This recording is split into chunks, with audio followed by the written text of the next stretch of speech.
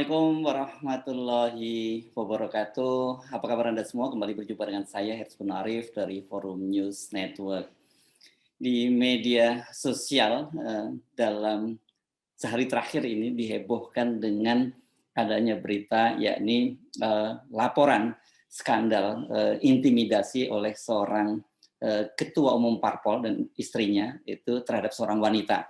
Nama wanitanya ini Rifa Handayani. Dan sang ketua umum itu juga disebut-sebut sebagai salah satu menteri di kabinet Jokowi. Beritanya cukup heboh dan saya sudah menerima kabar itu sebelumnya, sebelum ada berita itu. Saya mendengar selintingan gosip itu dan ada yang bertanya apakah sudah mendengar ada kabar semacam itu. Tapi saya waktu itu menjawab belum ada dan kemudian baru tadi pagi, jadi hari Rabu pagi saya mendapatkan beritanya dan yang menarik, berita-berita itu tidak muncul di media-media massa konvensional, media-media massa konvensional nasional maksud saya, media-media besar, dan ini menjadi menarik perhatian. Kenapa? Karena agak aneh ya kalau berita semacam ini luput dari media massa nasional. Mengapa? Karena ini dilaporkan kepada polisi. Jadi menjadi pertanyaan saya mengapa berita ini tidak muncul di media massa nasional. Apakah mereka memang lolos, bobol, tidak wartawannya yang mangkal di Mabes Polri tidak mengetahui ada laporan ini, atau mereka menganggap bahwa mereka berhati-hati wait and see karena berita ini cukup sensitif ya karena berkaitan dengan melibatkan seorang ketua umum partai politik besar dan juga seorang menteri di kabinet Presiden Jokowi. Dan selain ke Komnas HAM, selain ke Polri, Mabes Polri, mereka juga melaporkan ke Komnas HAM. Saya sendiri cukup berhati-hati menyikapi berita ini. Saya melakukan beberapa cross check dan saya kemudian seperti biasa juga menggoogling itu berita-berita ini. Nah, yang cukup menarik yang muncul itu malah berita-berita di media pinggiran.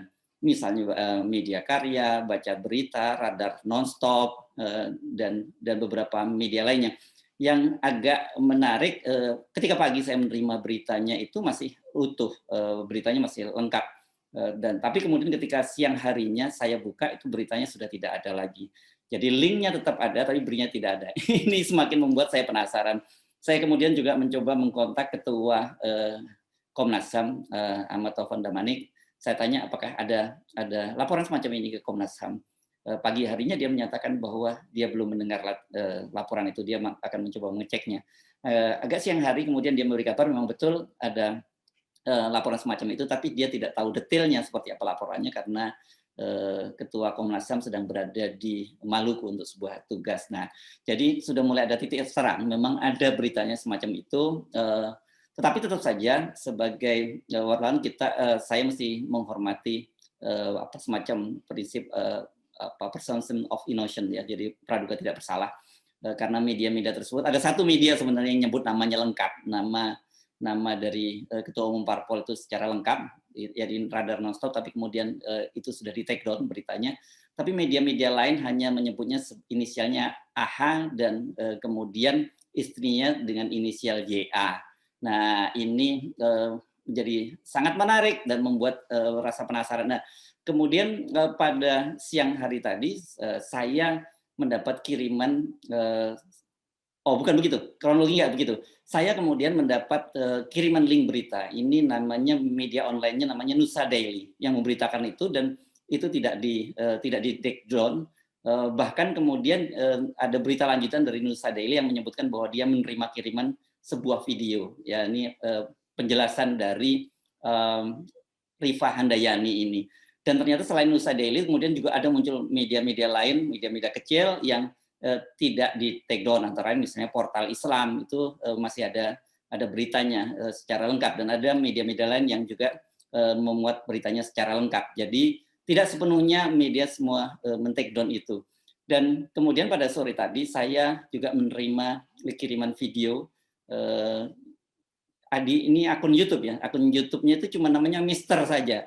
Dan Mister itu ketika saya dikirimi dia subscribernya itu baru 4 dan kalau begitu saya buka kapan akun ini dibuat pada tanggal 17 Oktober 2021.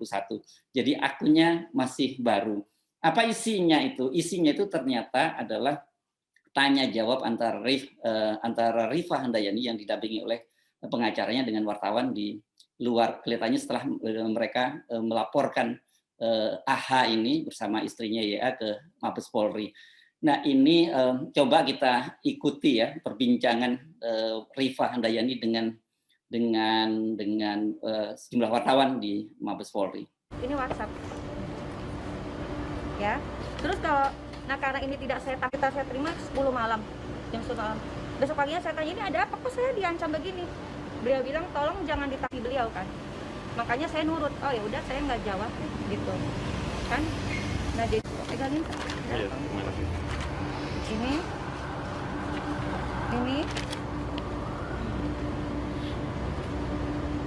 ini kata-katanya kan menakutkan ya. Saya sih perempuan takut denger ini. Baca ini sih saya takut banget.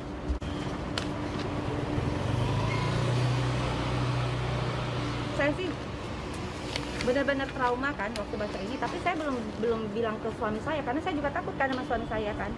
Jelasinnya bagaimana. Saya diemin dulu. Tapi ini terus-terusan. Di 2013 ini terus-terusan sampai bulan Agustus nih kalau nggak salah ya. Terus.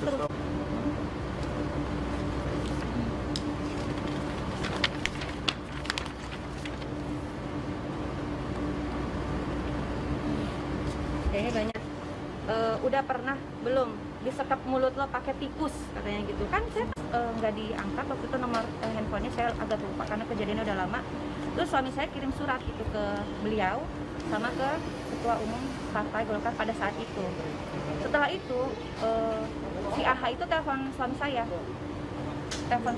dia minta maaf. Terus dia bilang, suami saya tanya, ini kamu betul apa benar ini yang istri kamu bilang bahwa saya tuh mengejar-ngejar Anda? Apa benar itu tuduhannya? Saya mau tahu karena saya nggak tahu apa-apa di sini, kata suami saya. Terus si AH jawab, itu tidak benar semuanya. Itu semua tidak benar. Apa benar istri saya menggoda Bapak? Tidak benar. Semuanya yang difitnahin ini nggak ada yang benar, nggak ada, kata AH. Jadi ini ancaman ini apa? Ini ancaman cuma emosional saja pada saat itu. Harap dimaklum lah istilahnya gitu.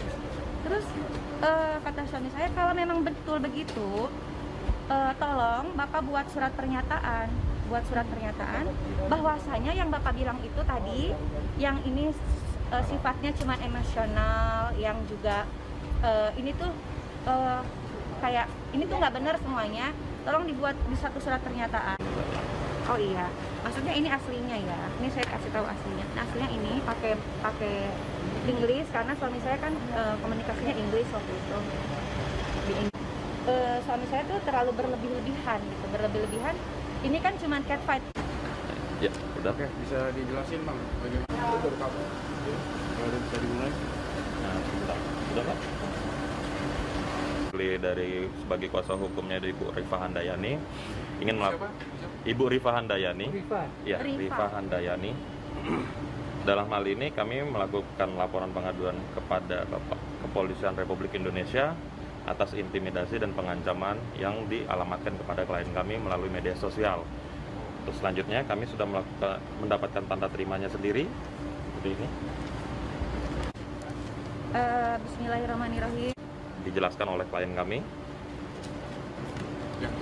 Terhadap saudara AH dan saudari YA, karena saya telah diteror, saya telah diancam, dan saya merasa terintimidasi. Ancaman-ancaman itu semua melalui media sosial, melalui media elektronik, WhatsApp. Dan karena perihal tersebut, saya itu merasa jiwa saya sangat terancam. Saya tertekan dan saya sangat merasa terhina. Diduga perbuatan-perbuatan itu dilakukan oleh AH dan YA. Maka dari itu saya meminta perlindungan hukum kepada pihak-pihak yang berwajib. Terima kasih. Ya. Penyebabnya apa Pak? Media sosial itu Twitter atau Instagram? Dulu Pat. Ya. Udah lama ya? Udah. Tahun berapa? Pertengahan 2013.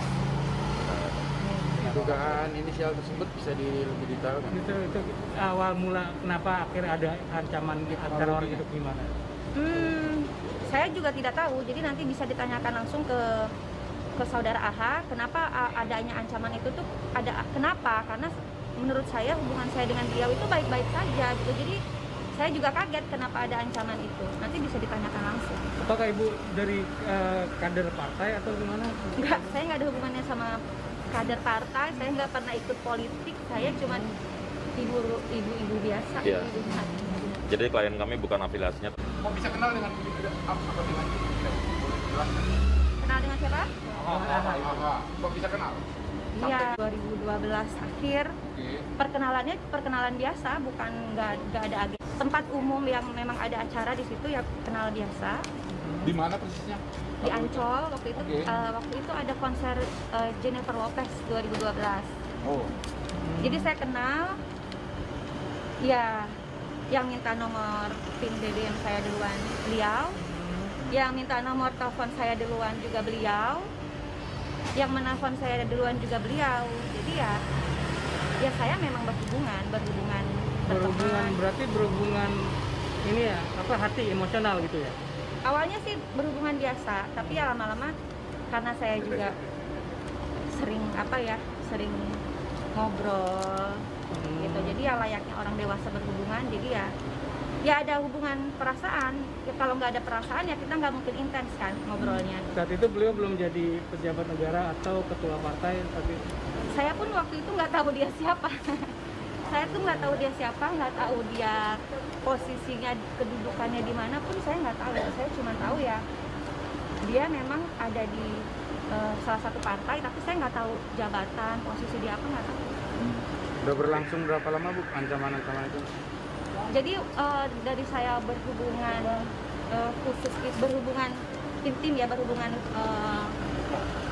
intens berhubungan itu dari 2013 awal. Baik-baik saja sih hubungannya, nggak pernah. Saya juga kan tinggal di Jepang ya, jadi memang nggak intens ketemu di sini, nggak berhubungan lewat telepon, lewat BBM gitu. Jadi tiba-tiba ada ancaman itu pertengahan 2013 bulan Juni. Nah saya kaget sih. Oh, baru sekarang Mbak? Kan itu udah lama banget, udah 4 tahun gitu. Bukan baru sekarang, kamu kan tahunya baru sekarang saya ada di sini. Tapi saya prosesnya tuh proses perjuangannya udah panjang sekali, udah panjang. Jadi dari awal suami saya tahu itu udah berproses. Tapi kan awalnya prosesnya maunya kekeluargaan baik-baik ya, karena suami saya juga malu kan kalau aib saya juga kebuka kan istrinya. Jadi ya kekeluargaan. Pertamanya suami saya itu menyurati beliau dan juga menyurati pada saat itu Ketua Umum Partai Golkar, karena beliau bernaung di partai itu kan. Suami saya cuma bilang, ini maksudnya apa ancaman-ancaman ini? Gitu. Tolong dijelaskan sama saya, kenapa ada ancaman-ancaman ini? Enggak, dengan ancaman ini kan. Terus ada lagi ancaman yang lain, banyak ada jauh.